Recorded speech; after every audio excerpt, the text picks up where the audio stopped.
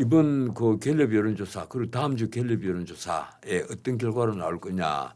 저는요 뭘 생각하는가 하면 40%가 앞으로 무너졌을 때 과연 그때도 바람이 불기 전에 먼저 들는 풀 같은 판사들이 계속 남아 있을 것이냐. 예. 저는 아니라고 봐요. 네.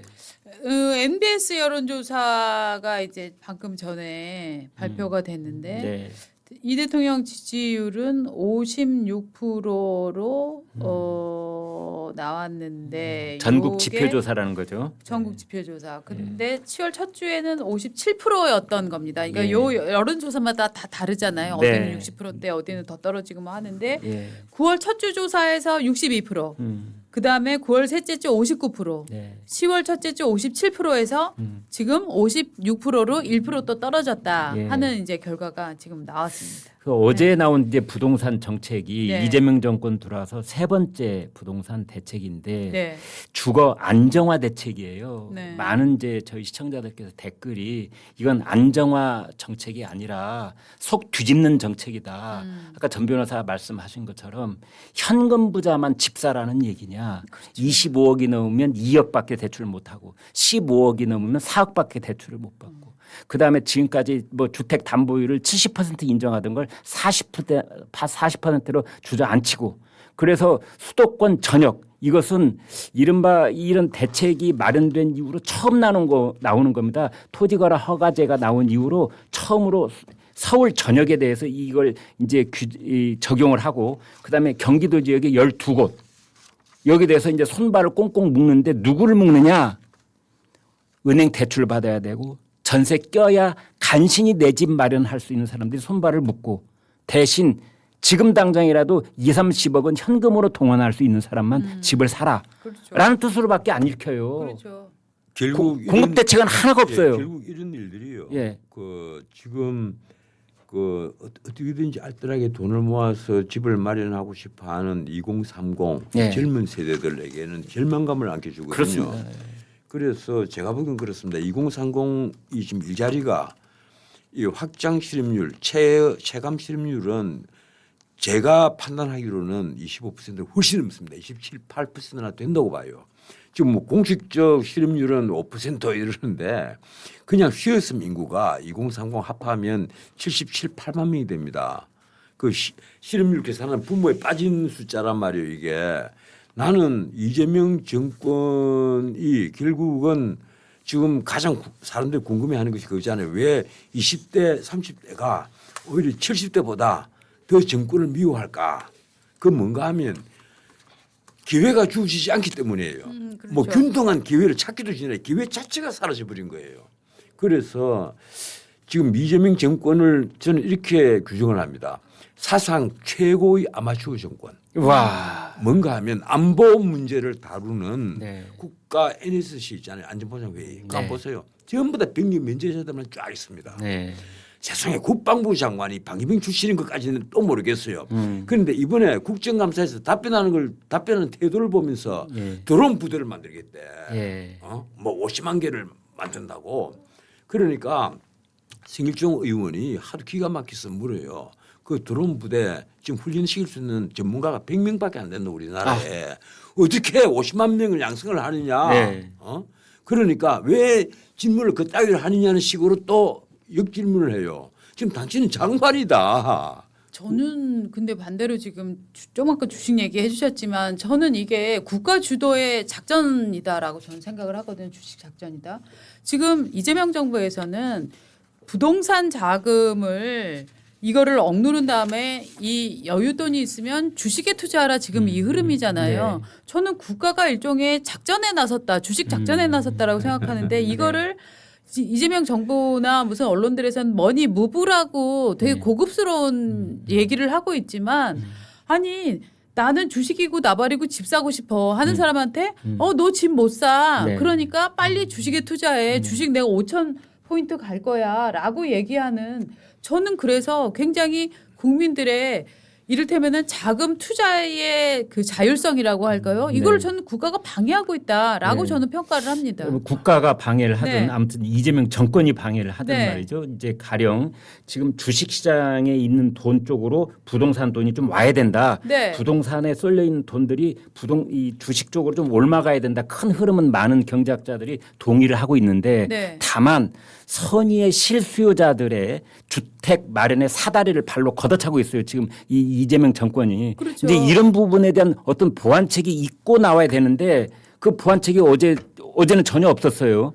뭐 추후로 또 뭐가 나올지는 모르겠습니다만은 네. 현재는 그렇습니다. 상식적으로요. 네. 상식적으로 자기 통장에 현금성 자산을 20억에서 30억 갖고 있는 사람이 서울시 안에 몇 명이 되겠어요? 이 자리에서는 전 맞습니다. 변호사님밖에 그죠, 없지 그죠. 않을까. 부자들밖에 없습니다. 이거 그런 농담을 할 문제가 아니에요. 맞습니다. 지금. 사실 농담이 부자들밖에 하면 안 없단 되죠. 말이에요. 네. 근데 강남 아파트요. 예. 강남에 아파트 기본적으로 이제는 30억 시대입니다.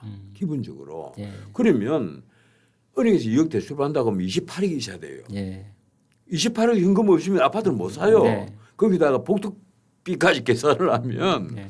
이건 말이 안 돼요. 취득세 이런 다 계산을 하면 네. 적어도 30몇억 정도는 있어야만 아파트를 살 수 있단 말이에요. 네. 그런데 우리나라에서 이 강남 아파트를 가장 가고 싶어하는 사람이 누굽니까? 아이들 교육 목적이에요. 그런데 그 부모들은 지금 속이 타는 거예요. 그렇죠.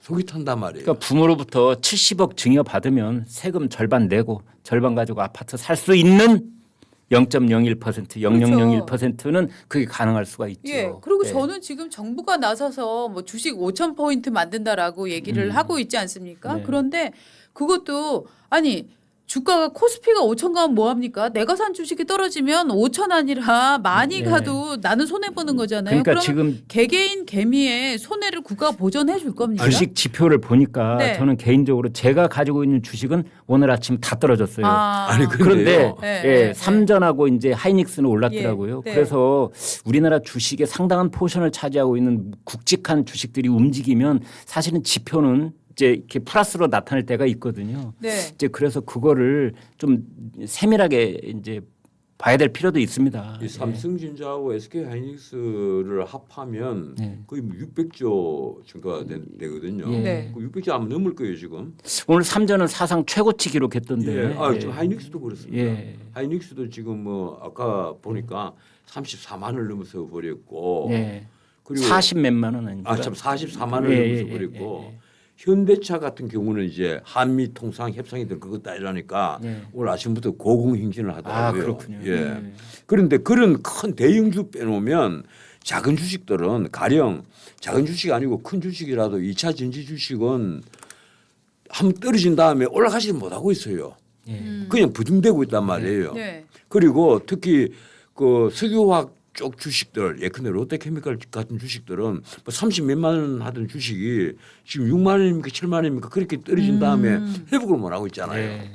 이러니까 역시 지금 박 국장 말씀하신 대로 필리핀 부익부 그것도 결국은 대형 주식을 갖고 있는 사람들만 예. 이 체감을 하고 있고 예.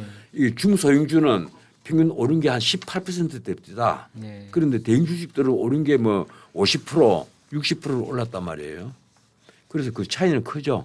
네, 저는 부동산이 과열되고 너무 많이 오르는 거 이거 당연히 국가가 책임을 져야 되고 당연히 이걸 억제하는 거를 만들어야 되겠지만 정말로 일부러 집을 돈을 모아서 나는 빚을 져도 내가 안정적인 주식을 갖겠다는 집을 갖겠다는 사람들까지 막아가면서 그 돈을 인위적으로 주식시장으로 흐름을 유도하려고 하는 느낌.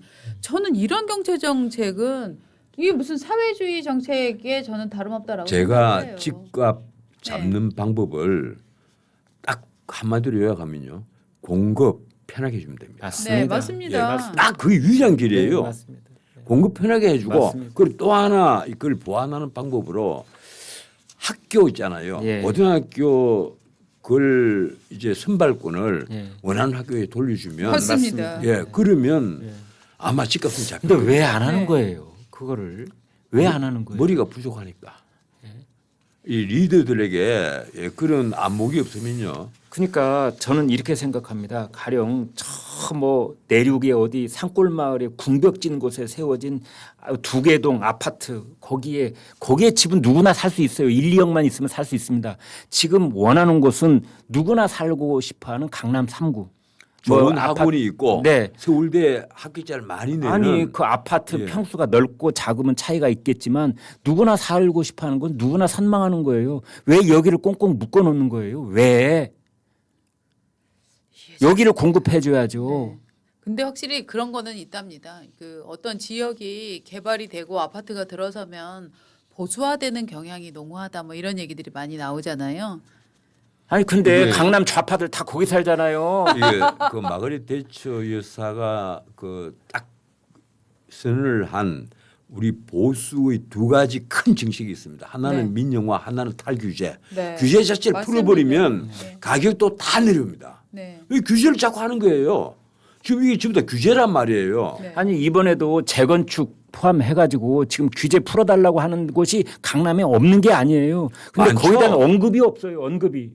언급 있긴 있어요. 엄마 아파트 같은 경우에. 아 그건 예전에 이제 확정이 네. 된 거고 이번 어제 대책에서 말이죠.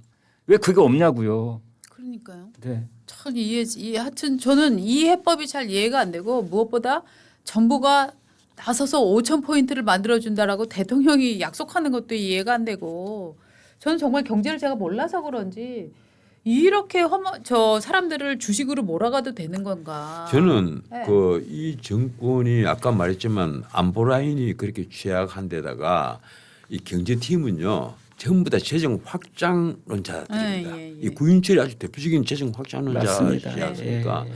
그래서 이번에 3,500억 달러 있잖아요. 나는 꼭 이거 밝혀야 되겠습니다. 네. 3,500억 달러 아이디어를 제일 처음 낸 사람이 누구냐? 미국에 가서 트럼프 앞에 3,500억 달러 투자하겠습니다. 이러면 트럼프가 활짝 웃으면서 엄지척하고 네. 해준다고 제일 처음 아이디어를 낸 사람이 누구냐? 책임을 져야 돼요. 네. 지금 드디어 오늘 아침 이제 방송에서 일제히 다 나왔지만 미국에서 한화로 투자를 받겠다. 그렇습니다. 자 그러면 우리 참 기자들 정말 공부 좀 해야 합니다. 그 하나로 그 미국에 투자를 한다. 그럼 우리는 아무 부담을 안 주는 겁니까? 아, 그 그렇죠. 역시 우리 정부의 3,500억 달러에 해당되는 480조 조. 돈이 하나로 넘어간다 합시다. 미국에. 그러면 우리 경제가 어떻게 됩니까? 역시 마찬가지예요.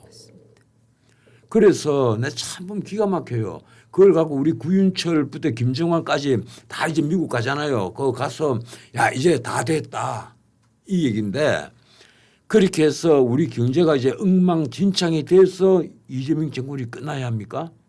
그 피해는 우리에게 있는 게 아닙니다. 우리는 잘 먹고 잘 살다가 죽으면 돼요. 네. 그런데 지금 2030들 이 엄청난 국가 채무 이재명 정권 마칠 때 1,800조가 됩니다.